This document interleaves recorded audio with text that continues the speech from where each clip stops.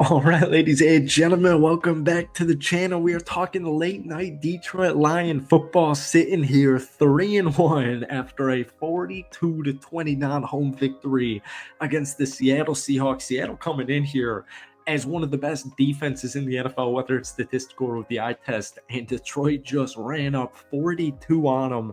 Jared Goff, folks, did not have an incompletion. I'm sure there was some type of record that was broken from him tonight. 18-18, 292 yards, 2 touchdowns, 0 interceptions, including a, what was it, 6 or 7 yard catch from Amon-Ra St. Brown. The big, not even concern, but like one of the big things heading into this football game was, the lack of kind of efficiency for the Detroit Lions offense. And you could name that on a, multitude of different things. Red zone efficiency, perfect 5 of 5 this evening. But Ben Johnson certainly dialed up a great game, and all of the players on the offense just executed perfectly. Jared Goff said that right before the game. We just got to execute. Yeah, no one's definitely not worried about this Detroit Lions team, but obviously welcome back to the channel. It's almost midnight here in Florida. As always, hit that like button, hit that sub button for daily NFL content. Also, guys, I made a Detroit Lions YouTube channel. I'll pin that in the comment section and put it in the bio of this as well. But if you could try and get this video to 200 likes, folks, that would mean the absolute world to me. What's crazy is the Detroit Lions, they only lost the time of possession battle 34-26. They were unbelievably efficient. This offense averaged 7.8 yards per play. They did have that, annoying safety there at the end of the game, but Seattle was, done out of time there anyways. 389 yards of total offense. I would say, obviously the big thing was you lost Carlton Davis due to an injury.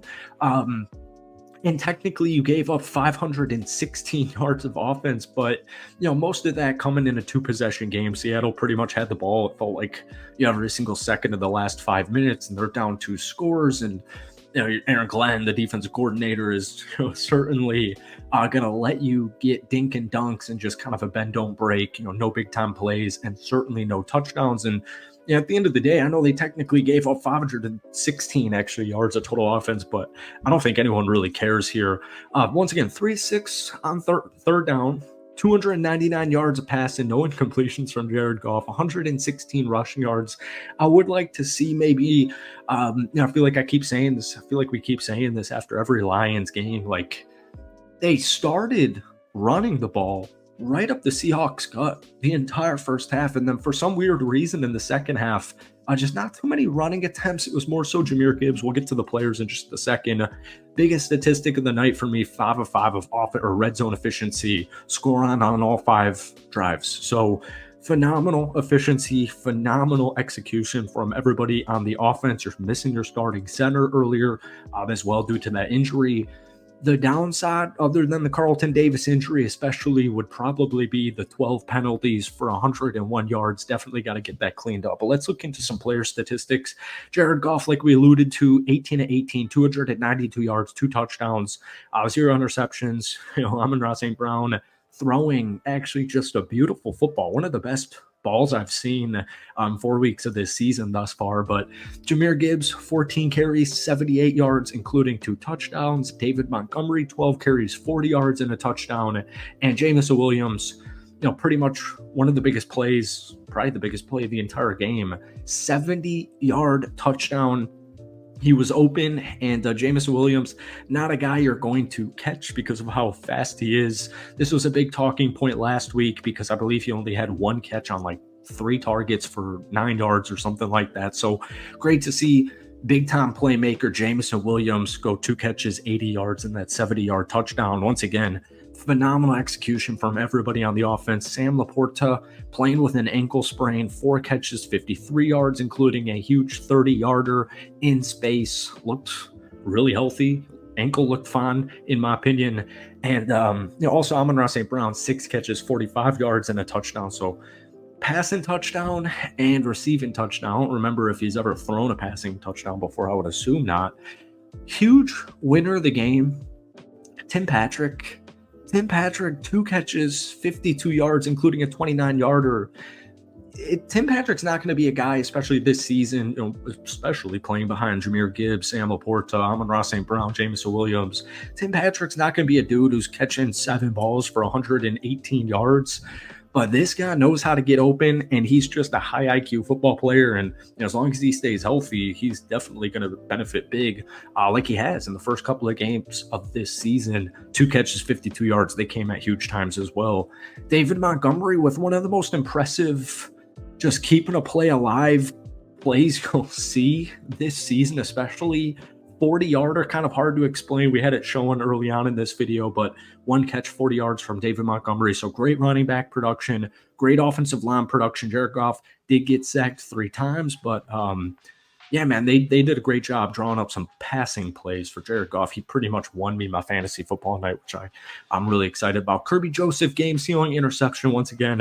It never really felt like, especially with the new onside kick rules where you have to say you're kicking an onside, I guess it would have been obvious in general, but you know what? As a Packers fan with Brandon Bostic playing actually the Seattle Seahawks, what was that 2014 Packers video? But yeah, good thing that Kirby Joseph game-sealing interception there. Outside of that, man, Carlton Davis got banged up.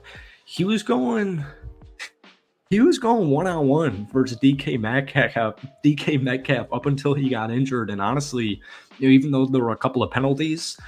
There was one that I kind of disagreed with there. I'd say just let him play, but Carlton Davis did a phenomenal job before he got injured. But one guy who stepped up big was Amik Robertson. Terrion Arnold also had a really good game, and Ennis Rakestraw also thought had a good game. So, the defense back room, extremely young group. Even the safeties, Kirby Joseph, barely been in the NFL. Was this his 3rd season now?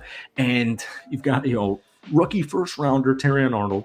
You got another rookie in Ennis Rakestraw. You bring in Amik Robertson, and that's why you bring in Amik Robertson. They have talent, and they also have depth, and they've got youthfulness, cheap rosters, cheap contract, et cetera, et cetera. Alex Anzalone all over the football. Aiden Hutchinson had a couple of nice pressures. Malcolm Rodriguez with a great sack. Uzurike, half a sack. I always struggle saying his name. Lee McNeil, half a sack. He also had a huge pass deflection, kind of when Seattle had enough time. If they, went down, scored a touchdown, what was it, like 2 minutes, 50 seconds, something like that.